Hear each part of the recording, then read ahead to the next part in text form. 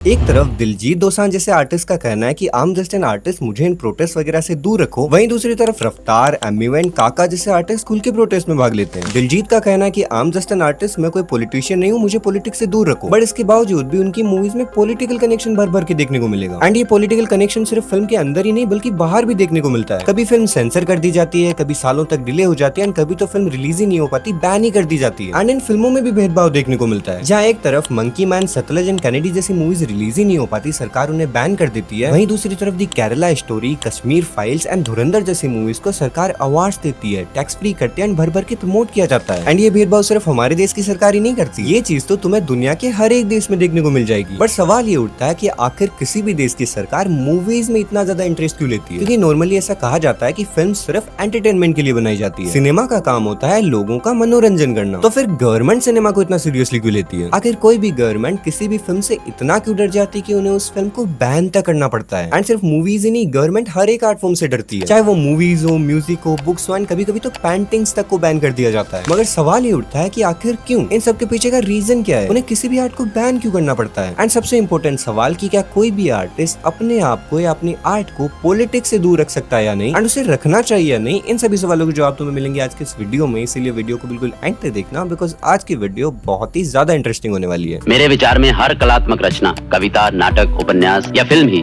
जिसके जरिए जनता के साथ विचार की सतह पर जुड़ सकते हैं, सामाजिक या राजनीतिक संघर्ष में एक हथियार है। आर्ट एंड पॉलिटिक्स, वैसे तो ये दोनों बिल्कुल ही अलग अलग डोमेन्स हैं, जिन्हें ज्यादातर लोग बिल्कुल अलग ही रखना पसंद करते हैं। बट इसके बावजूद भी हमेशा से इन दोनों का एक बड़ा यूनिक सा कनेक्शन देखने को मिला है। चाहे इन्हें कितना भी अलग रखा जाए, किसी ना किसी पॉइंट पर आके मिली जाएंगी। कभी आर्ट में पॉलिटिक्स आ जाएगी तो कभी पॉलिटिक्स में आर्ट आ जाएगी। जैसा कि जॉर्ज ऑरवेल ने लिखा है कि in our age there is no such thing as keeping out of politics. Because politics हमारी लाइफ की हर एक चीज से जुड़ी है। ऐसे में कोई भी आर्टिस्ट चाहे कुछ भी बनाए, उसकी आर्ट पॉलिटिक्स से तो कनेक्ट हो ही जाएगी। बट उस कनेक्शन को समझने के लिए हमें सबसे पहले इसकी बेसिक फिलोसॉफी को समझना होगा। बिकॉज पॉलिटिक्स से मेरा मतलब सिर्फ इलेक्शन या किसी एक गवर्नमेंट से नहीं है। पॉलिटिक्स का मतलब होता है पावर, मतलब किसके पास पावर है, कौन नैरेटिव कंट्रोल करेगा, कौन हिस्ट्री लिखेगा, एंड सबसे इंपॉर्टेंट बात की कौन ये डिसाइड करेगा कि हमारी सोसाइटी क्या सोचेगी। ऑब्वियसली जिसके पास पावर है, जो सबसे पावरफुल है, वही ये सब डिसाइड करेगा। एंड आर्ट का मतलब होता है इमेजिनेशन, सोच। बिकॉज आर्ट इमेजिनेशन को शेप करने का काम करती है। जब भी हम कोई मूवी देखते हैं, म्यूजिक सुनते हैं, अच्छी बुक्स पढ़ते हैं, तो वो सब कुछ हमारे सबकॉन्शियस माइंड में स्टोर हो जाता है। एंड धीरे धीरे वही चीजें हमारी सोच को, हमारे विचारों को आकार देने का काम करती है। तो जब आर्ट इमेजिनेशन को शेप करती है, लोगों के विचारों को बदलती है, सोसाइटी को शेप कर सकती है, तो ऑब्वियसली पॉलिटिक्स तो उसमें इंटरेस्ट लेगी। इसलिए ये दोनों चीजें कभी भी कंप्लीटली अलग नहीं हो सकती। एक बड़ी फेमस लाइन है कि all art is propaganda, on the other hand not all propaganda is art. Her art work किसी ना किसी वैल्यू को प्रमोट करती है, जैसे love, freedom, religion, nation, revolution और भी बहुत कुछ। एंड एक सर्टेन वैल्यू प्रमोट करने के कारण कभी कभी नेचुरली भी पॉलिटिकल पोजीशन बन जाती है। फॉर एग्जांपल, मान लो कि एक फिल्म ये मैसेज देती है कि प्यार हमारी सोसाइटी, कास्ट, रिलीजन इन सबसे ऊपर है, जो कि इक्वलिटी एंड इंडिविजुअल फ्रीडम का सपोर्ट है। बट जो लोग कास्ट सिस्टम को सपोर्ट करते हैं, उनको ये बात खटक जाएगी। इसी तरह अगर कोई फिल्म विमेन एम्पावरमेंट या फेमिनिज्म को सपोर्ट करती है, तो वहाँ भी एक जेंडर इक्वलिटी का स्टैंड है, तो वहाँ भी एक पॉलिटिकल पोजीशन हो गई। मतलब मूवी में चाहे किसी पार्टी या गवर्नमेंट का नाम ना लिया हो, फिर भी उसने सोसाइटी के बारे में एक पोजीशन ली है। आई नो अब तुम कहोगे कि हर आर्ट पॉलिटिकल कैसे हो सकती है? ऐसे में तो केजीएफ, पुष्पा जैसी माइंडलेस एक्शन मूवीज भी आती है, उनमें क्या पॉलिटिकल पोजीशन हुई? भाई उनमें भी पॉलिटिक्स है। बिकॉज़ पॉलिटिकल पोजीशन का मतलब हर फिल्म इलेक्शन या आइडियोलॉजी के बारे में बात करे ये नहीं है। कभी कभी वो सिर्फ पावर, जस्टिस, मैस्कुलिनिटी, क्लास या ऑथोरिटी के बारे में एक वर्ल्ड व्यू प्रेजेंट करती है। जैसे पुष्पा एक मजदूर बैकग्राउंड से आता है एंड एलाइट लोगों को चैलेंज करता है। फिल्म बार बार कहती है कि इज्जत पैदाइश से नहीं, पावर और पैसे से बनती है। एंड फिल्म साथ ही साथ इलीगल स्मगलिंग को भी ग्लैमराइज करती है। सो एक तो वो क्लास हायरार्की को चैलेंज कर रहा है, जो कि एक पॉलिटिकल पोजीशन है, साथ ही साथ वो क्राइम एंड क्रिमिनल पावर को भी रोमांटिसाइज कर रहा है। इसके अलावा पुष्पा वैसे तो बहुत ही बड़ा फेमिनिस्ट है, वो अपनी बाइकों के लिए कुछ भी कर सकता है, बट बीच बीच में वो 5-5 हजार वाली हरकतें भी करता है। इवन फिल्म औरतों को ऑब्जेक्टिफाई भी करती है। एंड केजीएफ में तो रॉकी का बिलीफ ही ये था कि powerful people make palaces powerful. Film में institutions like police, law and democracy को ऑलमोस्ट पावरलेस दिखाया गया है, जहां हमारी रॉकी भाई एक स्ट्रॉन्ग इंडिविजुअली जस्टिस लेकर आता है। मतलब मूवी पावर को इंस्टीट्यूशन से ऊपर बताती है, स्ट्रॉन्ग मैन लीडरशिप का ग्लोरिफिकेशन करती है, एंड वोलेंस को जस्टिस अचीव करने का सबसे इफेक्टिव टूल दिखाती है। अब जरूरी नहीं कि मूवी में मेकर्स का इंटेंशन यही था, ये सबसे इंपॉर्टेंट एंड ध्यान रखने वाली बात है। बिकॉज़ फिल्म का पॉलिटिकल मीनिंग सिर्फ डायरेक्टर की इंटेंशन से डिसाइड नहीं होता, वो ऑडियंस एंड क्रिटिक्स की अलग अलग रीडिंग से निकल कर आता है। इसीलिए कोई भी दो लोग एक ही फिल्म के दो बिल्कुल अलग अलग पॉलिटिकल मीनिंग निकाल सकते हैं। ऑरवेल का पॉइंट बस इतना था कि कोई भी आर्ट वर्क कंप्लीटली न्यूट्रल नहीं हो सकता, चाहे वो केजीएफ हो, पुष्पा हो या फिर एक रोमांटिक कॉमेडी फिल्म ही क्यों ना हो। हर हर फिल्म एक तरीका या पैटर्न बताती है कि दुनिया कैसे चलती है एंड हमें कौन कौन सी वैल्यूज एडमायर करनी चाहिए एंड वही उसकी पॉलिटिकल पोजीशन बन जाती है। Famous Italian philosopher Antonio Gramsci ने एक कॉन्सेप्ट दिया था कल्चरल हेगेमनी, जिसमें उन्होंने बताया कि कोई भी गवर्नमेंट सिर्फ पुलिस या आर्मी से रूल नहीं करती, वो कल्चर से रूल करती है। Movies, songs, history books, TV, media, इन सबसे मिलकर डिसाइड किया जाता है कि नॉर्मल क्या होगा। फॉर एग्जाम्पल, अगर हर दूसरी फिल्म सोसाइटी के एक ग्रुप, रिलीजन या टाइप के लोगों को हमेशा बुरा दिखाए, विलेनाइज करे एंड एक टाइप के लोगों को हमेशा हीरोइज्म वाली कहानियां दी जाए, तो धीरे धीरे हमारी सोसाइटी में वही एक स्टैंडर्ड बन जाएगा। सबको यही लगने लगेगा कि इस टाइप के लोग अच्छे होते हैं एंड इस टाइप के लोग बुरे। हमारी सोसाइटी का वही एक नॉर्मल बन जाएगा। इसलिए कल्चर को कंट्रोल करना तो पॉलिटिक्स का सबसे इंपॉर्टेंट पार्ट है एंड इसी रीजन से सरकारें सिनेमा को इतना सीरियसली लेती है। एक टाइप की फिल्म्स को प्रमोट करती है तो कुछ फिल्म्स को बैन करती है। जनरली किसी भी फिल्म को बैन करने के पीछे 4 रीजंस होते हैं। पहला, कि पावर को क्रिटिसिज्म नहीं पसंद होता। जब भी किसी फिल्म में satire, political criticism, human rights या हिस्टोरिकल क्वेश्चनिंग जैसे एलिमेंट्स आते हैं तो ऑटोमेटिकली पावर अनकंफर्टेबल हो जाती है। चाहे कितनी भी डेमोक्रेटिक सरकार हो, उससे सवाल पूछना नहीं पसंद होता। दूसरा रीजन आता है नैरेटिव कंट्रोल, मतलब कि हिस्ट्री क्या होगी, उसे कौन लिखेगा, उसमें हीरो कौन होगा, विलन कौन होगा, ये सब भी पावर डिसाइड करना चाहती है, पॉलिटिक्स डिसाइड करना चाहती है। सो इसमें अगर कोई दखल अंदाजी करेगा तो भी उन्हें दिक्कत होगी। एंड तीसरा रीजन है पब्लिक ऑर्डर का एक्सक्यूज। देखो, कभी कभी किसी मूवी या आर्ट वर्क से जेन्युइनली वोलेंस का रिस्क होता है, मतलब उससे किसी पर्टिकुलर कम्युनिटी के सेंटिमेंट्स ना हर्ट हो जाए, दंगे वगैरह शुरू ना हो जाए, वोलेंस ना हो जाए, इसीलिए उसे बैन कर दिया जाता है। But most of the time ये सिर्फ एक एक्सक्यूज ही होता है जहाँ सरकार के खुद के ही सेंटिमेंट्स हर्ट हो रहे होते हैं। एंड चौथे नंबर पर एक वर्ड आता है प्रोपेगेंडा, जो कि ऑब्वियसली पिछले कुछ सालों में तुम बहुत ही ज्यादा सुनते आ रहे हो। बिकॉज कभी कभी सिनेमा को बैन करने की बजाय उसे प्रमोट किया जाता है। सरकार फिल्म्स को टैक्स फ्री करती है, बड़े बड़े अवार्ड्स दिए जाते हैं एंड मास कैंपेन्स चलाए जाते हैं। मतलब कि आर्ट को बैन करने की बजाय पावर उसका अपने फायदे के लिए यूज करती है। एंड इम्पोर्टेंट बात कि ये प्रोपेगेंडा सिर्फ गवर्नमेंट ही नहीं बनाती, सभी political parties, religious organisations, corporations, revolutionaries, activist, सबके सब प्रोपेगेंडा बनाते हैं। बिकॉज प्रोपेगेंडा सिर्फ गवर्नमेंट का नहीं होता, वो होता है आइडियोलॉजी का। इसलिए किसी भी मूवी को सीधा प्रोपेगेंडा बोल देना भी हमेशा सही नहीं होता। यहाँ भी वर्डिंग इंपॉर्टेंट है। इसके लिए एक वर्ड आता है पॉलिटिकली अलाइंड सिनेमा, जो कि प्रोपेगेंडा वर्ड के बदले में ज्यादा safe and intellectually honest answer माना जाता है। जहाँ तुम उस मूवी या आर्ट वर्क से एग्री करते हो या नहीं करते हो, वो तुम्हारी पर्सनल चॉइसेस है। क्योंकि सवाल ये नहीं है कि कौन सी फिल्म सही है और कौन सी गलत। सवाल ये है कि क्या डेमोक्रेसी में बुरी फिल्म्स को भी रिलीज होने का राइट होना चाहिए या नहीं होना चाहिए। क्योंकि डेमोक्रेसी है तब तो हर फिल्म रिलीज होनी चाहिए। आई एम रिलीज तो होनी चाहिए, बट इसके भी कई सारे कॉन्सिक्वेंसेज है। इसका आंसर भी इतना सिंपल नहीं है। बिकॉज डेमोक्रेसी में फ्री स्पीच तो एग्जिस्ट करती है, बट साथ ही साथ हेट स्पीच भी तो एग्जिस्ट करती है। मैं मानता हूँ कि आर्टिस्टिक फ्रीडम होनी चाहिए, बट मिस इन्फॉर्मेशन भी तो नहीं होनी चाहिए। सो इसका आंसर उस एक पर्टिकुलर मूवी या आर्ट के कॉन्टेक्स्ट पर ही डिपेंड करता है। देखो, डेमोक्रेसी में बैलेंस का होना जरूरी है एंड गवर्नमेंट को हमेशा उसी बैलेंस को बनाए रखने की कोशिश करनी चाहिए। एंड रही बात कि एक कलाकार का पॉलिटिक्स में क्या रोल होना चाहिए, तो मेरे हिसाब से एक आर्टिस्ट का काम होता है सरकार से क्वेश्चन पूछना, ना कि उनकी ओर से जनता को आंसर देना। क्योंकि वो एक आर्टिस्ट होने से पहले वो इस देश का एक आम नागरिक है। वो सरकार का पार्ट नहीं है, वो जनता का पार्ट है। इसलिए उसका काम आंसर देने की बजाय क्वेश्चन पूछना होना चाहिए। एंड आर्टिस्ट को चुप तो रहना ही नहीं चाहिए, क्योंकि तुम पॉलिटिक्स से अलग तो हो ही नहीं सकते, वो तो मैं बता चुका हूँ। सो मेरे हिसाब से एक आर्टिस्ट का भी आम जनता की तरह ही सरकार से सवाल करने का काम होता है, जो कि उसे करना चाहिए। खैर, आज के वार्तालाप को यहीं समाप्त करते हैं। आई होप कि तुम्हें वीडियो पसंद आया होगा एंड अगर वीडियो पसंद आया तो वीडियो को लाइक एंड चैनल को सब्सक्राइब करना बिल्कुल मत भूलना। मुझे उम्मीद है